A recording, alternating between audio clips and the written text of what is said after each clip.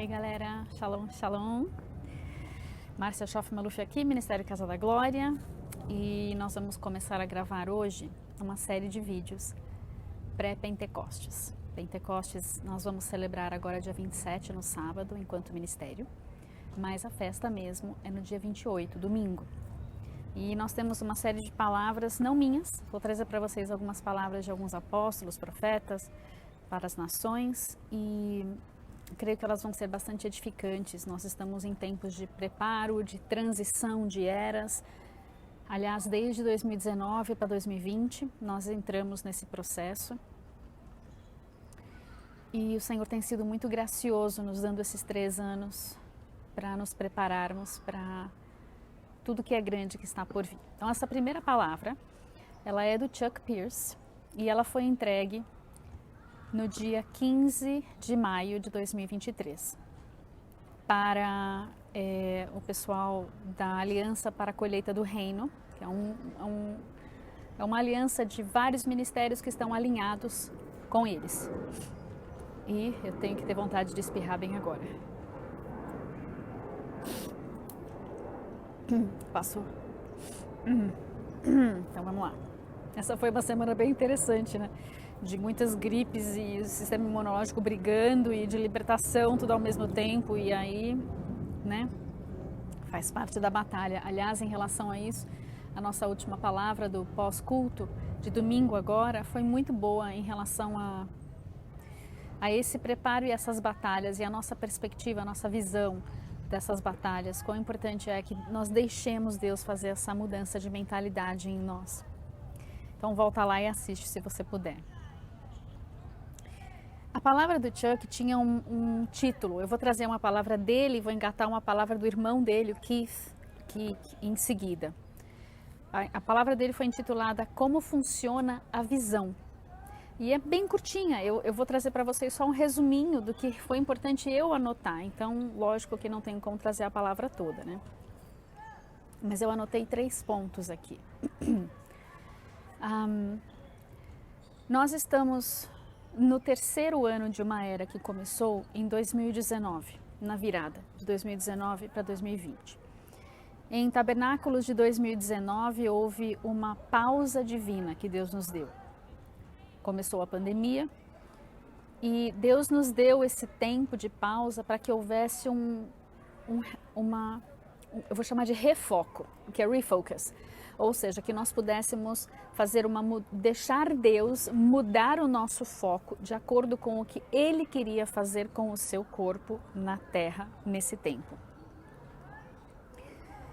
E em 2022, nós acendemos o fogo no altar. Foi como se Deus colocasse uma nova lenha, uma nova espécie de lenha, porque Ele queria uma nova espécie de fogo, uma chama diferente no seu corpo.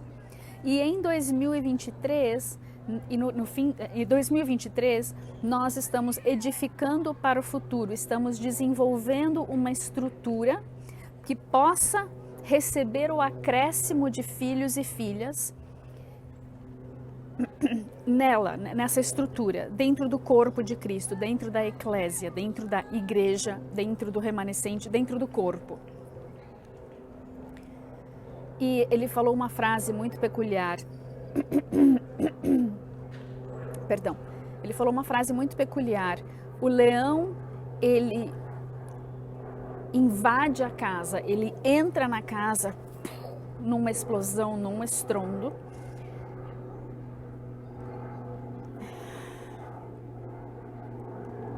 Eu não sei exatamente o que eu escrevi aqui, porque eu não estou entendendo a minha letra.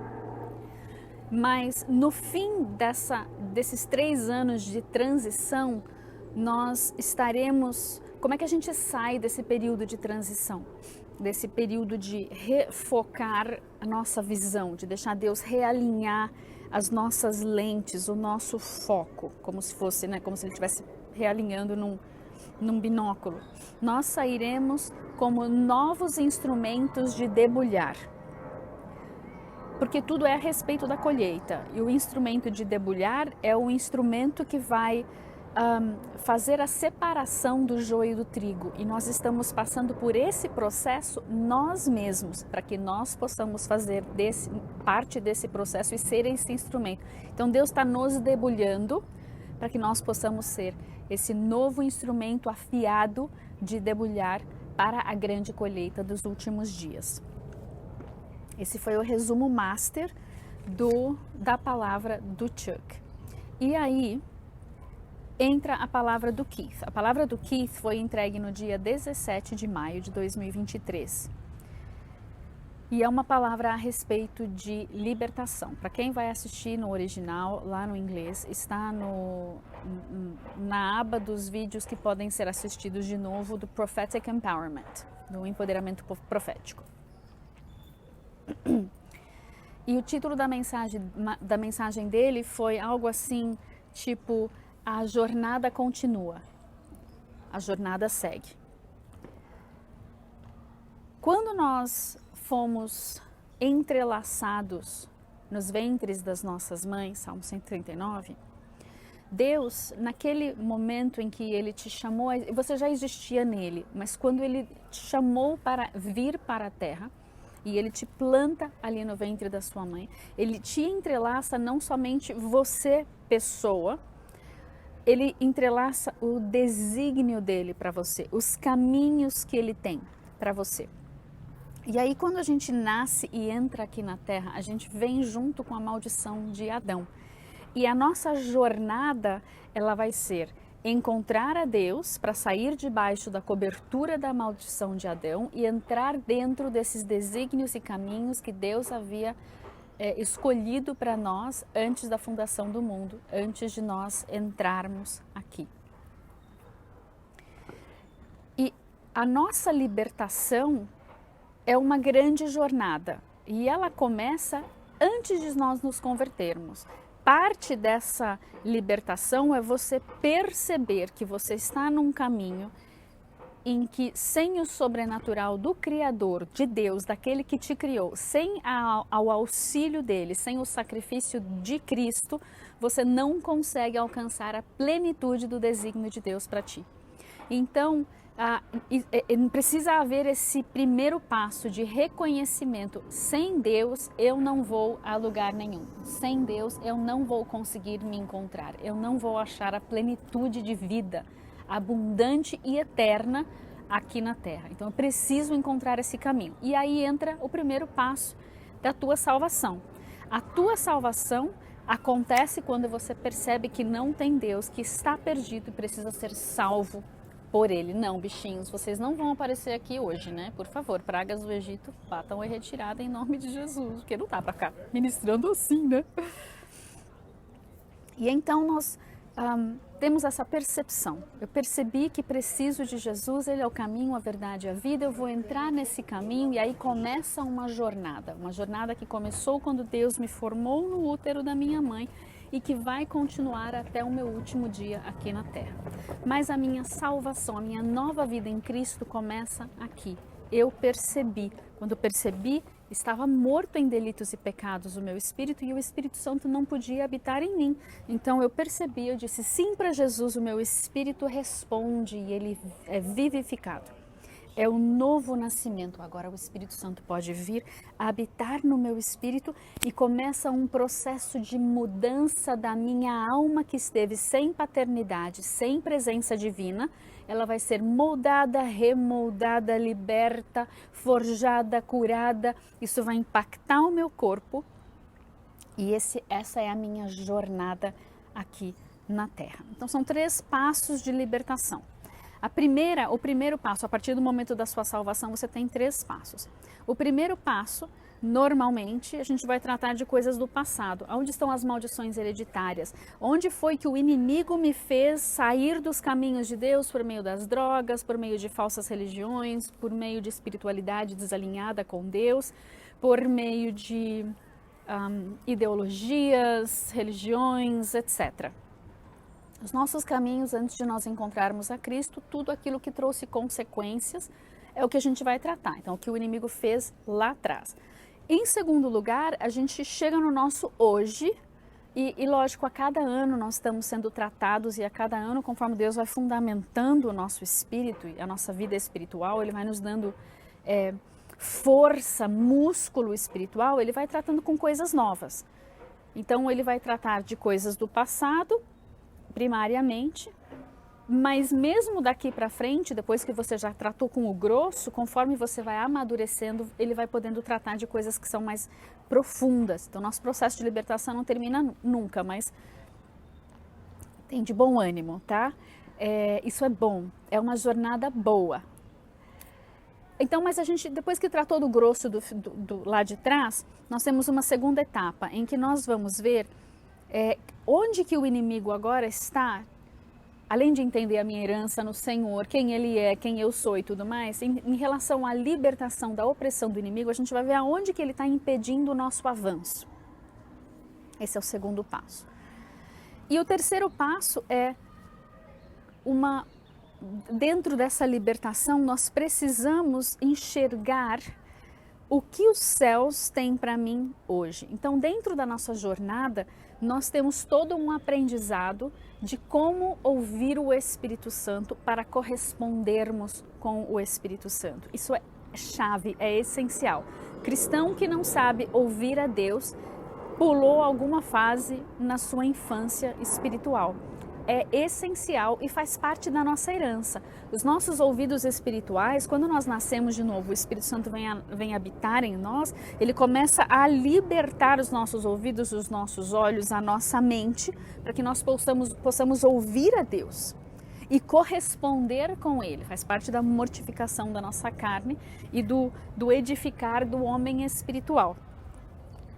Então, a cada dia nós estamos buscando a visão que Deus tem para mim hoje, e não só para mim. Chega um momento na nossa maturidade que a gente não está olhando mais só para o meu eu, a minha abundância, a minha família.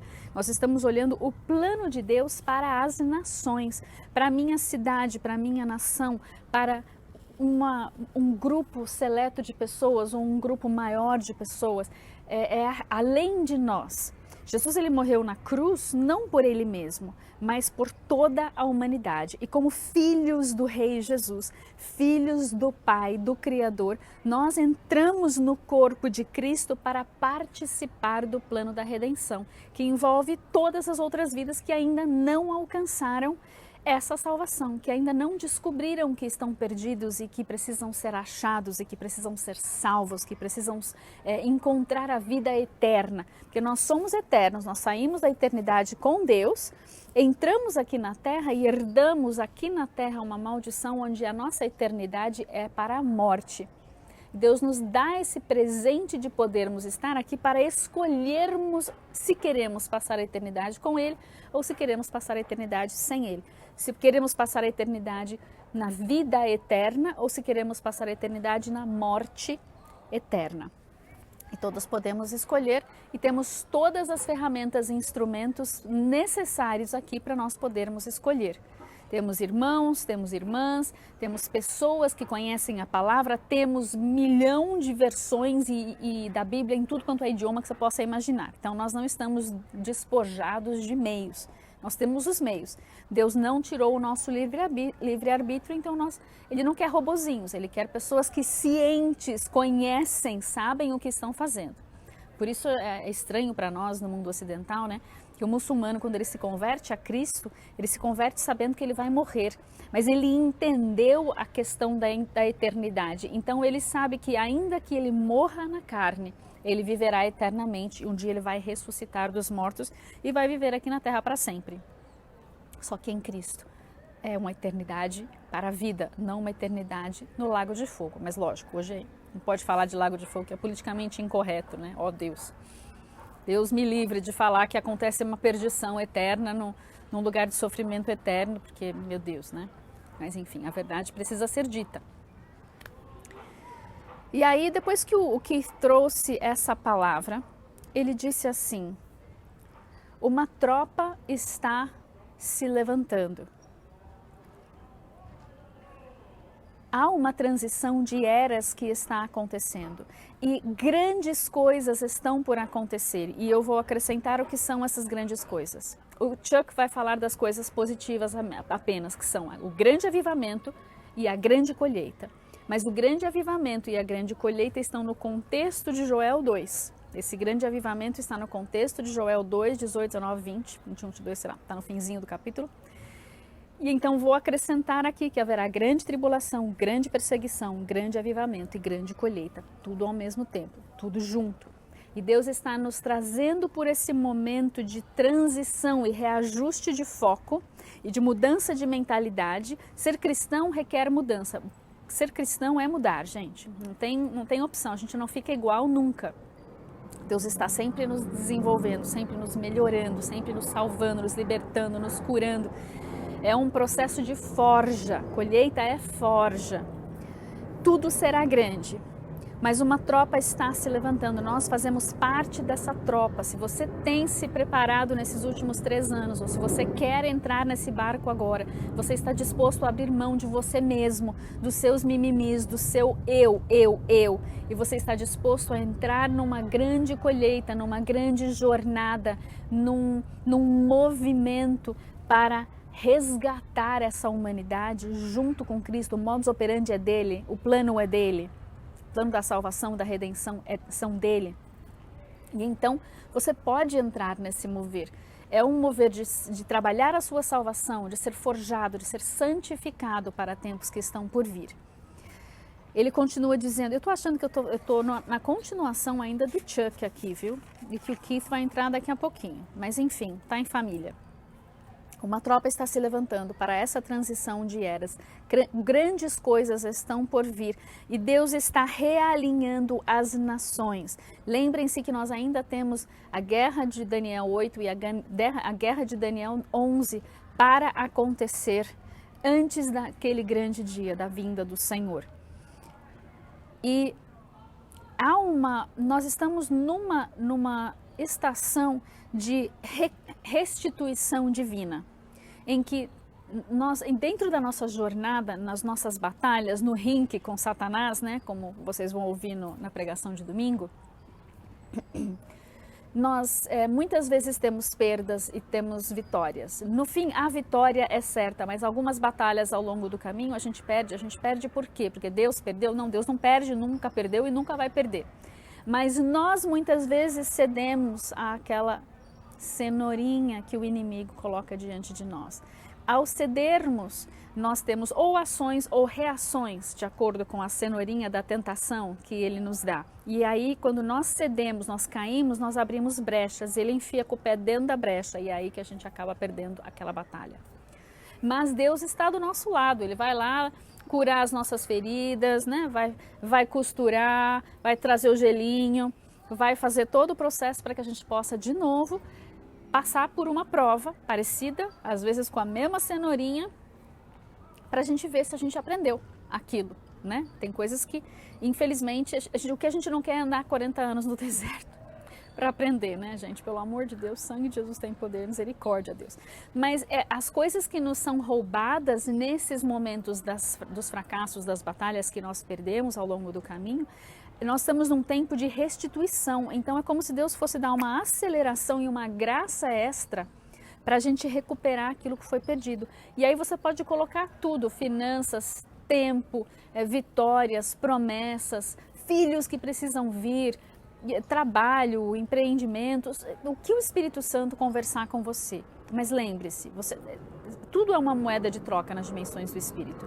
Existe um momento em que a gente tem que ter o reconhecer da nossa falha, com a confissão daquele pecado, o processo do arrependimento. Sem arrependimento não tem nada, não tem salvação, não tem santificação, a gente não avança nunca, a gente fica patinando no mesmo lugar, achando que a culpa é do diabo, quando a culpa na verdade é da nossa falta de arrependimento, porque não queremos reconhecer a nossa falha, o nosso erro. Então, Deus tem nos chamado nesses últimos 3 anos justamente para fazer esse ajuste de mentalidade, de nós reconhecermos. Imagina Daniel, cara justo, né, amado por Deus, que recebeu palavras incríveis e que foi terrivelmente injustiçado em toda a sua vida, mas ele se dispõe a se arrepender pelos pecados do seu povo todo. E por causa disso, ele recebe revelações incríveis. Quem sabe Deus não está esperando que nós venhamos a nos arrepender pelos nossos e talvez pelos dos outros por associação, para que nós recebamos uma revelação que não é só para mim, não é para minha glória, é para o corpo de Cristo e para a glória do Rei, porque quando o corpo recebe a informação, a revelação, a profecia, o direcionamento, o corpo avança e a vitória é certa, porque estamos apenas correspondendo com o Senhor, ok? E então, aqui eu acho que eu estou entrando na palavra do Keith. A pessoa quando está anotando às vezes esquece de anotar quem que está falando, mas pelo que eu estou lembrando aqui, agora eu vou entrar na palavra do Keith. O Keith trouxe o testemunho dele, Keith Pierce, o irmão do Chuck. E eu não sei se vocês já assistiram, vocês que estão me ouvindo agora se conhecem o Keith, mas é muito engraçada a dinâmica entre ele e o Chuck, porque o Chuck é o mais velho e o Keith é o mais novo, se não me engano ele é o mais novo. E ele aprontou todas e mais um pouco, e demorou muito para vir, né, para o Senhor.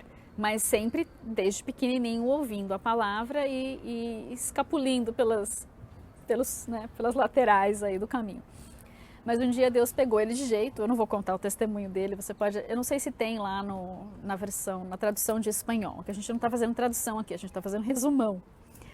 Mas dentro do testemunho dele, ele conta o quanto ele teve de lidar com a carne dele.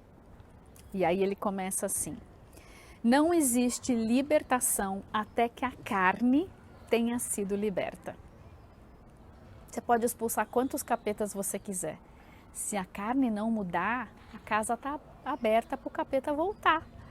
Então não existe libertação de fato enquanto não existe o arrependimento, a confissão desses pecados e a mudança que é gerada para que a carne seja mortificada e aí de fato, de vez, liberta. Precisa haver uma renovação do entendimento, uma renovação da mente. Precisa haver uma percepção de quando se está alimentando essa carne. Precisa aprender a colocar a carne em submissão à Trindade.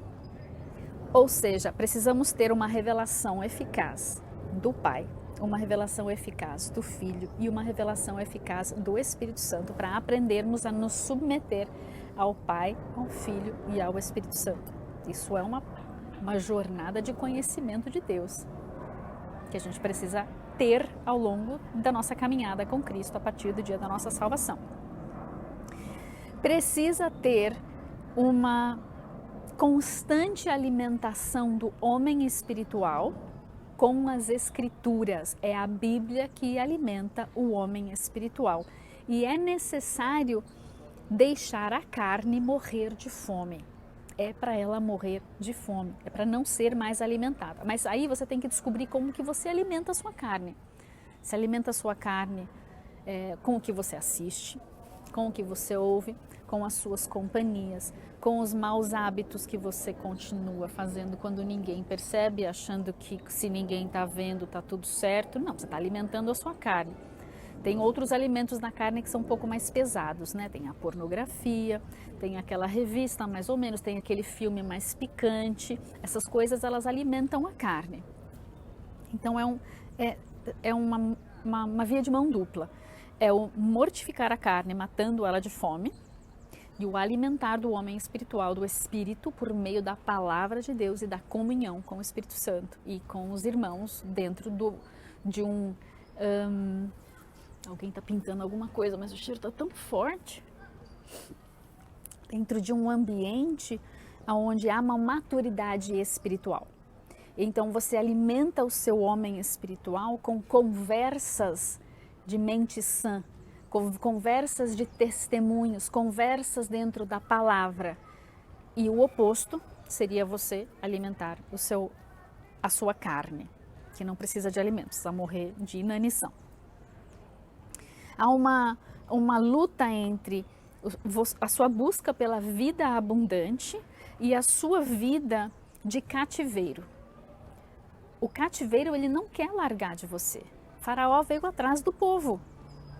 Mas você vai ouvir Deus, vai seguir a orientação de Deus até que Deus feche o mar. Você vai atravessar, o seu homem espiritual vai atravessar e a sua carne vai ser morta lá atrás. O mar vai fechar em cima dela. Entende essa dinâmica? É uma luta dentro de nós, porque nós não somos, a partir do momento que nós aceitamos a Cristo como nosso único Senhor e Salvador, nós nascemos de novo e o Espírito Santo vem habitar em nós, nós entramos para a família de Deus. A partir desse momento, você pode não ser mais desse mundo, você agora pertence a outro reino. Você não é mais cativo debaixo do senhorio de Satanás, você agora pertence ao senhorio de Jesus, você está debaixo da cobertura do sangue de Jesus. Mas você ainda habita num mundo que jaz no maligno. Então nós estamos fisicamente dentro de um mundo ainda sob a cobertura do inimigo. Mas nós temos portais que nos fazem juntar, que nos fazem entrar na sala do trono, porque o véu se rasgou, mas nós ainda estamos aqui debaixo da cobertura das trevas, estão entendendo? E nós temos uma ligação por meio do nosso espírito com o Espírito de Deus, que nos faz entrar na sala do trono, que nos faz sermos participantes do corpo de Cristo e que nos faz ter acesso às dimensões do reino de Cristo. Mas nós ainda estamos aqui sujeitos a muitas coisas. Nossa carne ainda pode ser alimentada. Nós ainda temos o nosso livre-arbítrio totalmente liberado para que nós possamos escolher. E a vida é cheia de escolhas. Essa nossa jornada ela é cheia de escolhas. E então nós temos de escolher que vozes vamos ouvir. Vamos corresponder com o quê? Com a voz do inimigo, a voz da minha carne, ou a voz de Deus, a voz do homem espiritual. Isso é uma escolha constante que a gente tem. E as escrituras, elas são a verdade. E se eu conhecer a verdade da palavra, conhecerei a verdade a respeito de Deus e da sua obra e o que ele vê em mim, o que ele fez em mim, e então eu serei liberto. É um processo constante, de alimentação constante. As obras da carne, elas me colocam em constante inimizade contra Deus. Então você tem essa batalha constante em nós. Quando nós lemos as cartas de Paulo, nós percebemos isso muito fortemente. Romanos, Coríntios, aliás, fica a dica. Bons livros para lermos.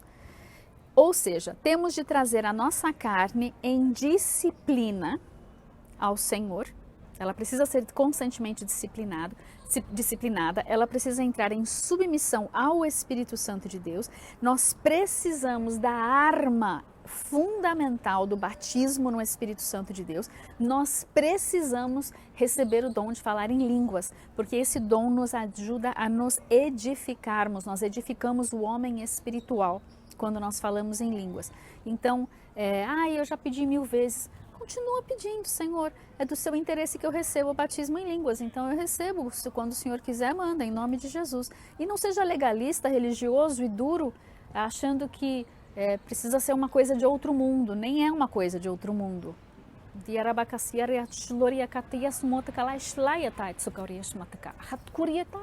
Eu posso começar e parar quando eu quiser. Existem momentos em que o Espírito Santo toma a tua boca e você nem quer e ele está lá falando. Normalmente isso no momento de profecia ou em que ele tem outra pessoa que está ouvindo, precisa ouvir o recado. Você nem sabe o que você falou, mas a outra pessoa entendeu muito bem o recado e mesmo que ela não fale, né? Então a gente precisa aprender a se mover assim no Espírito, confiar nele e não fazer isso na carne. Mas isso é um processo que a gente vai aprender com a maturidade, né? A gente vai desenvolvendo. Então peça esse dom, não fique, porque fulano tem, eu não tenho, não é para eu ter. O Espírito Santo que habita em você tem todos os dons. Se não manifestou ainda, peça. Eu quero, por exemplo, ter mais dom de fé, eu preciso ter mais fé. Eu gostaria muito de ter o dom de interpretação de línguas. Ainda bem que eu me movo em círculos em que existe esse dom, então não está em falta na minha vida, porque eu posso falar e sei que vai ter alguém para interpretar. Mas enfim, nós somos a casa de Deus. A casa da glória de Deus, a glória Shekinah de Deus habita em nós. E eu estou vendo aqui que o meu tempo está acabando e eu ainda tenho algumas coisas para falar, mas vou até terminar meu tempo e depois eu junto os vídeos, né? E que eu estava falando mesmo, que nós somos a casa da glória de Deus. Não é porque o meu ministério chama Ministério Casa da Glória, tá, gente? É que ele falou sobre isso mesmo, sobre a glória Shekinah, que Deus quer que nós entendamos o que é essa glória poderosa de Deus em nossas vidas, que nós somos a casa para essa glória de Deus. E quando nós fluímos no Espírito Santo, saiba disso, quando nós estamos fluindo no Espírito, a nossa carne não gosta e a carne dos outros também não gosta. Assim como havia um espírito religioso nos fariseus, muitas vezes quando a gente quer andar no Espírito, nós temos alguma resistência, a gente começa a criticar, julgar, reclamar, eu não gosto disso, não gosto assim, assim não está na Bíblia, assim, né? Quando a gente começa a entrar com esse espírito de crítica, para um pouquinho, vai conversar com o Espírito Santo. Pode ser uma indignação santa? Pode. Mas pode ser também um espírito de religiosidade. Todo mundo vai ter isso, gente. Deixa de mimimi. Todo mundo que se converte ao Senhor vai em algum momento tratar com esse espírito de religiosidade. Ele é a maior de todas as cenourinhas que vão aparecer para os mais maduros na fé. Você já não bebe mais até cair, você já não fuma, você já não cheira, você já não sei lá o que você faz, já não se prostitui, já deixou a imoralidade sexual, você já venceu um monte de coisa grosseira. E agora você está lá estudando a palavra e tudo mais, e de repente vem a cenourinha da religiosidade. Não pensa não que ela não vem para ti, ela vem para todo mundo. E nós precisamos aprender a detectá-la. O que aconteceu com os fariseus e Jesus? Eles não detectaram o espírito de religiosidade e eles resistiram ao tratar do próprio Messias de Israel. Como eu disse, nós não estamos aquém de cairmos nessa cilada. E quando cairmos, não se preocupe, respira, tá tudo bem. Em algum momento você vai cair mesmo. Respira, deixa o Espírito Santo dar o seu puxãozinho de orelha. Arrepende-te, confessa, levanta, sacode o pó e continua a sua jornada. É uma vitória a mais, porque quando a gente cai, a gente celebra a vitória de levantar-se. Que cair, todo mundo vai cair. Então não fica lá no mimimi eterno, se levanta, sacode o pó, fala obrigada, Senhor, por me ensinar esse negócio. Acho que eu tenho que aprender mais. Pense assim, o espírito de religiosidade nada mais é do que mais uma manifestação do espírito de Jezabel. Conhece alguém que nunca foi liberto de Jezabel? Se você nunca passou por essa libertação, venha, por favor, faça. Porque tem. Todo mundo tem algum tipo de coisa, nem que venha dos seus antepassados. Isso é natural. E com as narrativas e as ideologias que são propagadas nos nossos dias, ainda pior. E está bem escondidinho. Então pede para Deus sondar, sonda-me, conhece-me, Senhor, vê se há em mim algum caminho mau e guia-me pelas veredas da tua justiça por amor do teu nome. E amém. E deixa o Espírito Santo falar.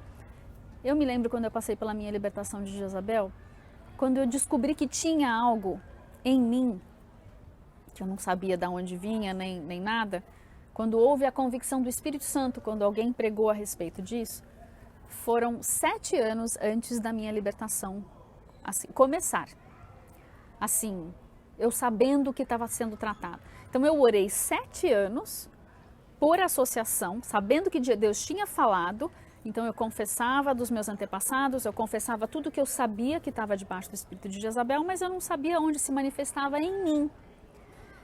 E Deus levou 7 anos, eu orando e confessando e me arrependendo sem saber do que, precisamente, até que Ele me mostrou. Durante esses 7 anos, Ele foi me dando fundamentos na palavra, fundamentos de identidade, fundamentos de restauração da minha paternidade. Isso foi essencial para eu conseguir ser liberta, começar o processo de libertação sem morrer no caminho.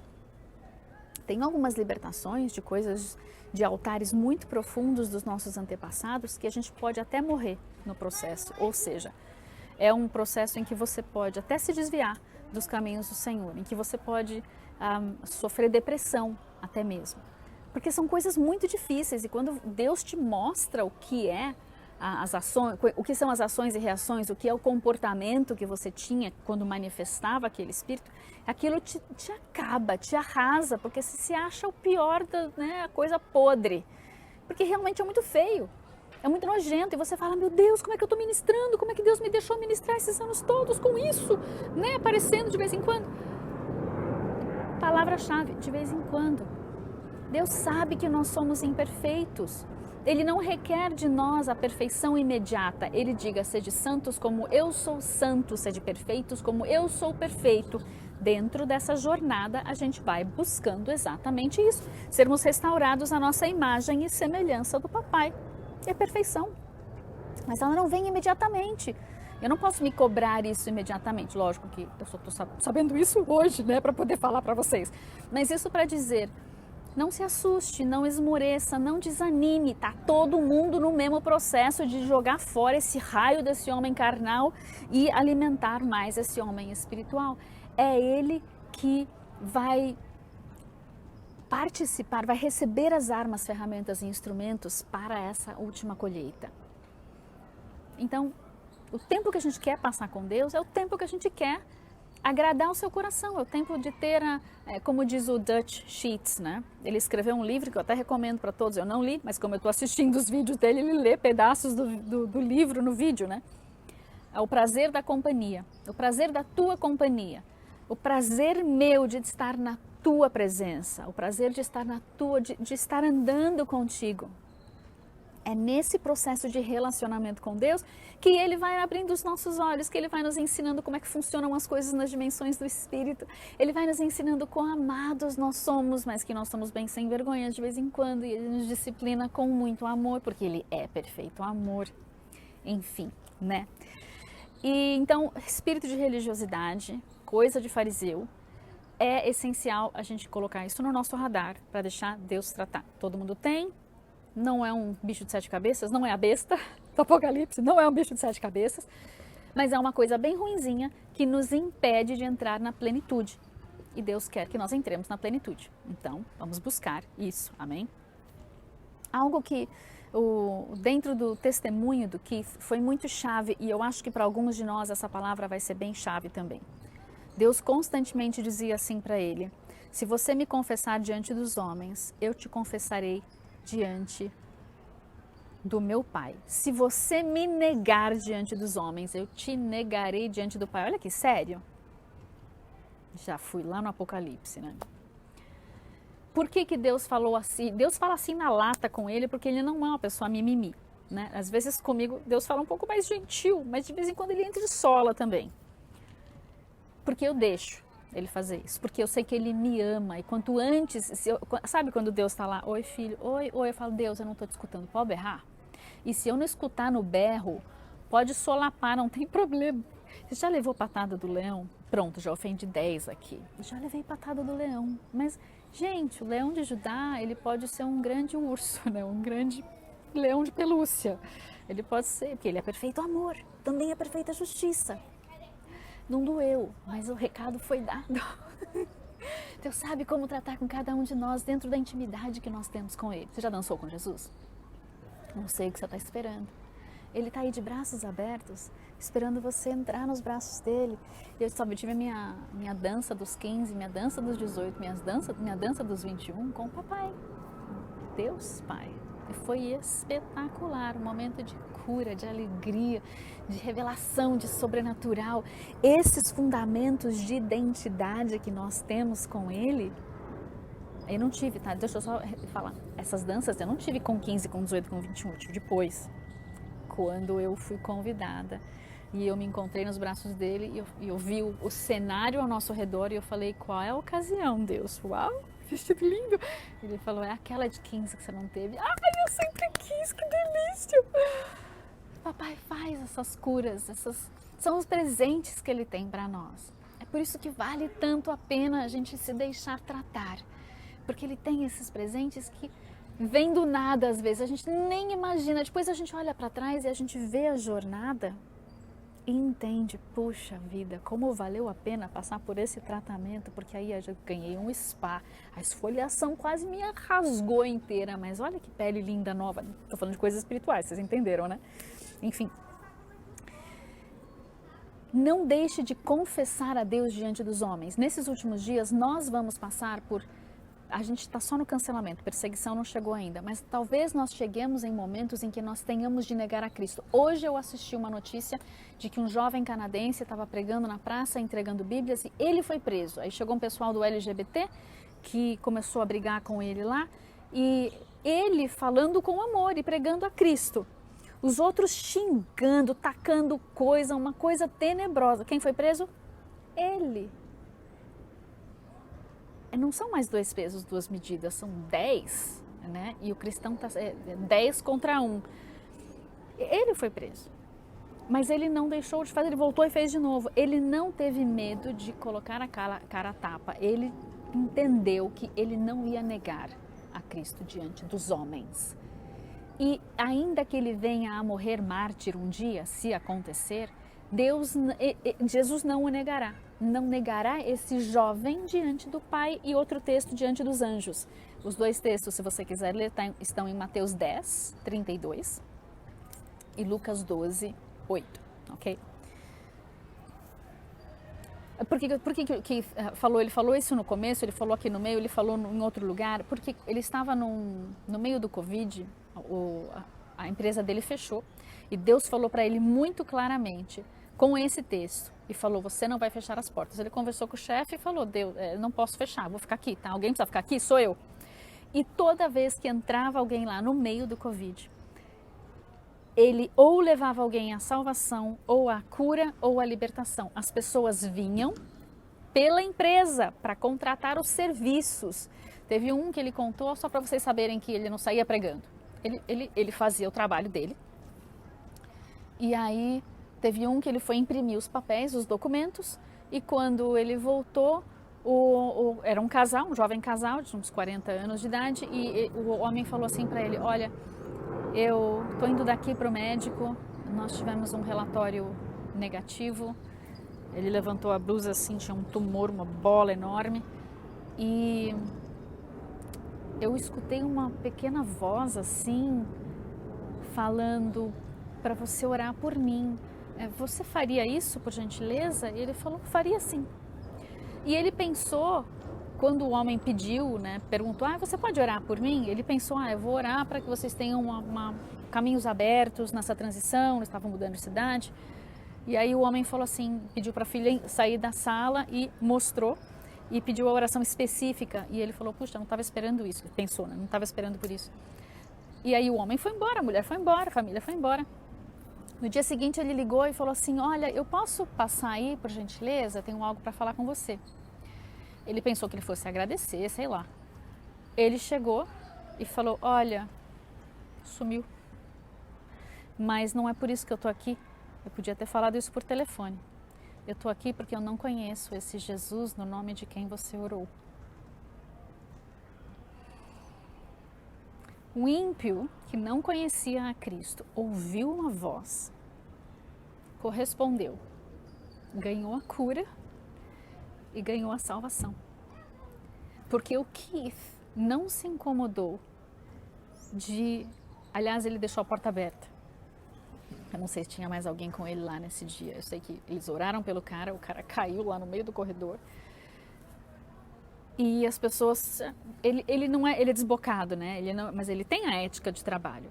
Mas Deus quer que nós estamos entrando em tempos onde nós precisamos treinar essa ousadia e essa falta de medo, não ter vergonha do Evangelho. Ele não se envergonha de nós não podemos nos envergonharmos dele. Você está me entendendo?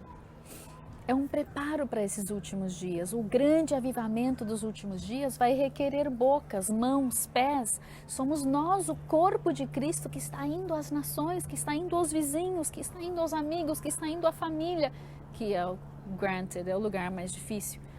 Mas haverá o seu tempo. A gente vai se preparando, vai orando, até Deus dar o tempo.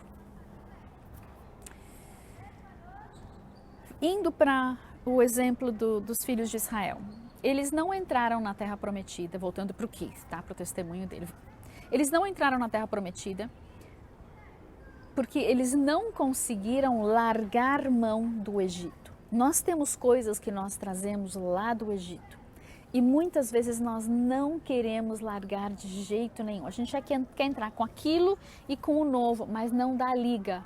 e o santo e o profano não vão cooperar. Lembra, aqueles dons, chamados, até as coisas espirituais que nós tínhamos lá atrás, elas precisam ser totalmente transformadas, totalmente purificadas, totalmente transformadas. O modus operandi de quando nós não tínhamos o Espírito Santo é totalmente diferente do que com o Espírito Santo. Ainda que nós tivéssemos o dom precisa ser reformado, ele não pode ser o mesmo.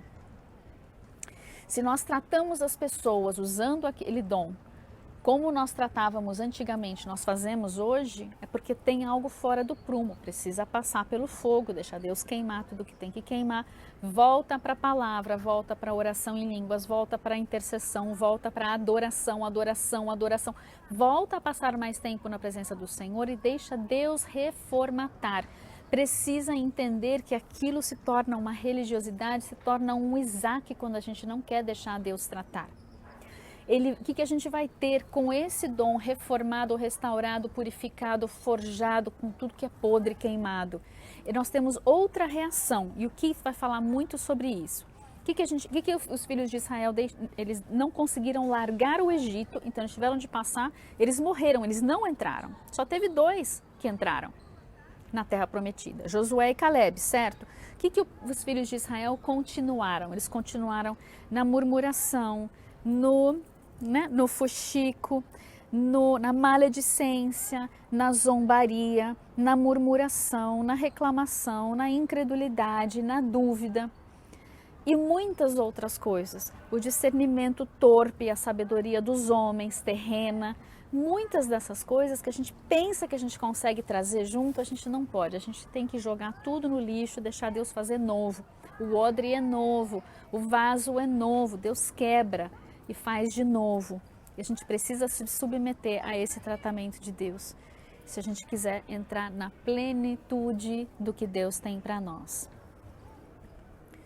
Precisamos santificar o dom. Até anotei aqui para não falar que isso vem de mim, isso veio do Keith. Precisamos santificar o dom. E ali em 2 Timóteo 1,7, nós lemos que Deus não nos deu o espírito de covardia, Ele nos deu o espírito de medo, Ele nos deu um espírito de poder, amor e uma mente sã.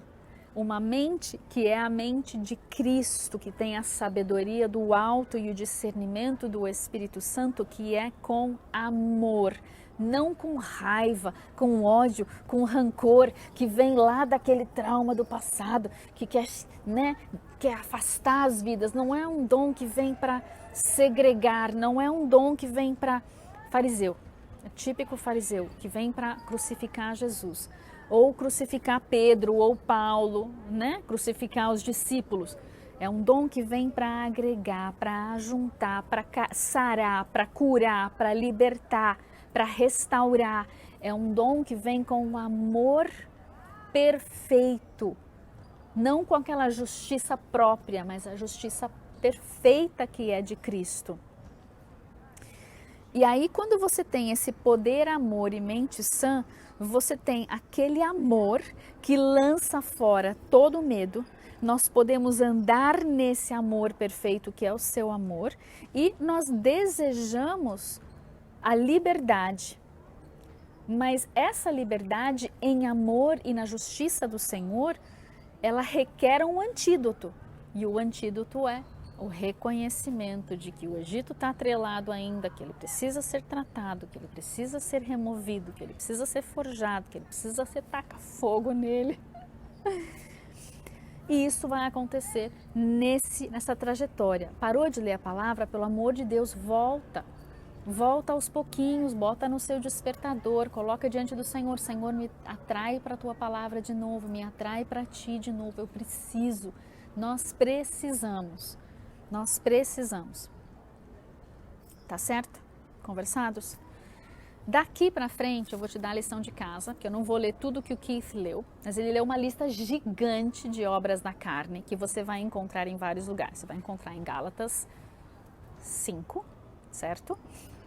Você também vai encontrar as obras da carne que se manifestarão nos últimos dias. E isso você vai encontrar especificamente nas cartas de Paulo a Timóteo. Então anota aí os endereços. 1 Timóteo 4, do versículo 1 ao versículo 4. Você vai ver que muitos vão apostatar da fé nos últimos dias. Vão prestar atenção a espíritos enganadores, achando que são o Espírito de Deus, mas são espíritos enganadores. Ele está falando com a igreja aqui, tá? Só falando, só lembrando. Haverá muita hipocrisia e haverá muitos que vão mentir costumazmente ou compulsivamente, porque suas consciências estão... Como é que fala quando... Então, seared by fire. A consciência está... Eu esqueci a palavra. Eu escrevi tudo em inglês aqui, agora não estou lembrando de como que traduz isso, mas vocês sabem do que eu estou falando, né? 2 Timóteo 3, também, do 1 ao 9. Então, 1 Timóteo 4, do 1 ao 4.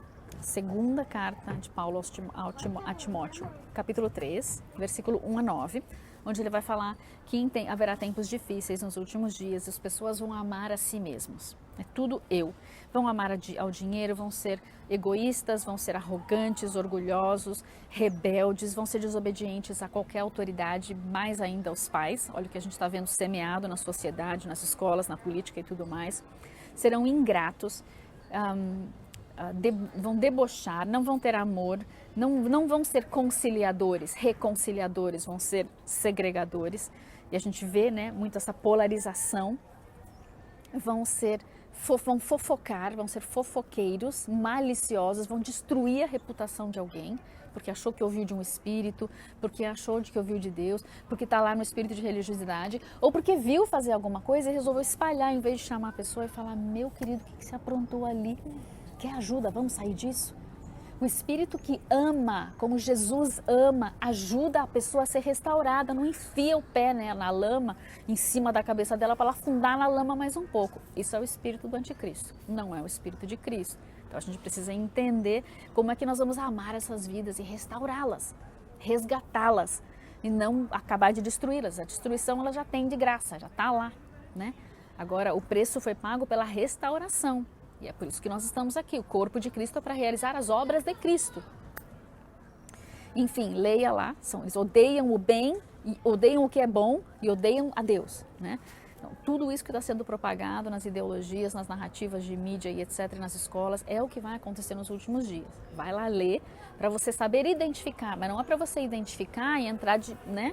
Não, você identifica e fala: Espírito Santo, como ajudo essa vida? Né? Porque aí, senão, se você fizer ao contrário e solapar ela, o que você fez? Você pegou a cenourinha da religiosidade e entrou na vibe do acusador. Você já pensou? O que Deus fala para quem está em Babilônia nos últimos dias? Ele fala: sai dela, meu povo. Porque se você não sair dela, quando vier o juízo sobre ela, você vai receber esse juízo junto com ela. Você vai ser participante do juízo. Então, se você é um religioso que está solapando os outros o tempo todo, você é o acusador. Um dia vem o juízo sobre o acusador e você é participante desse juízo porque você está participando da acusação junto com ele. Então, cuidado, cuidado. Mais um texto para você ler, os sintomas do que vai acontecer nos últimos dias, 2 Timóteo 4, 2 Timóteo 4, 3 e 4. O que Deus quer fazer é que nós, como corpo de Cristo, o que Cristo fez? Ele atraiu para si.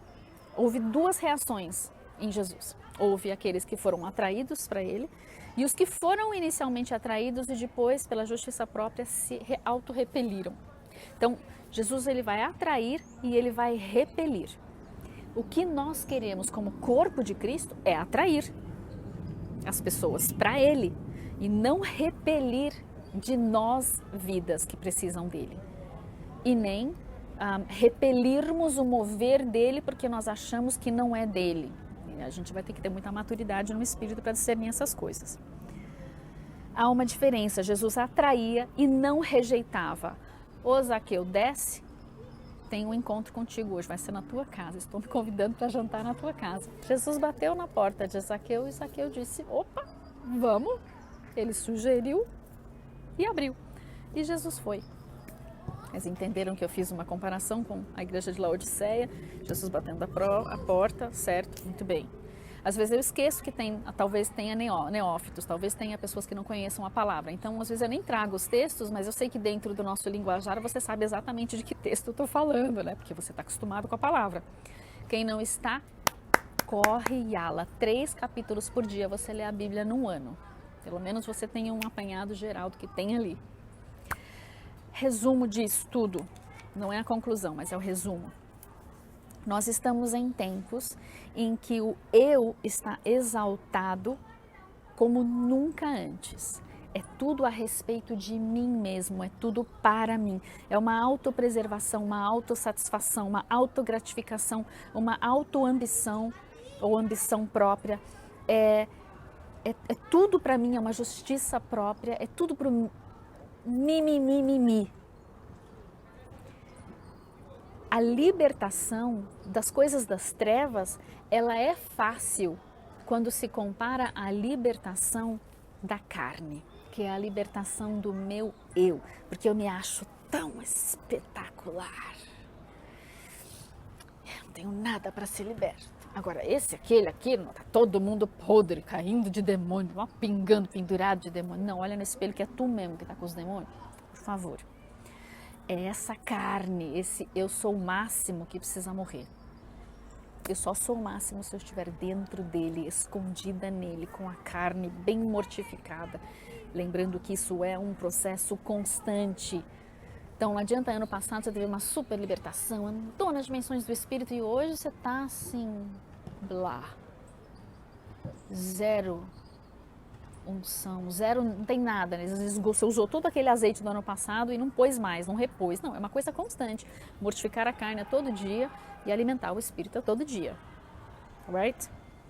Então, libertar das trevas é fácil.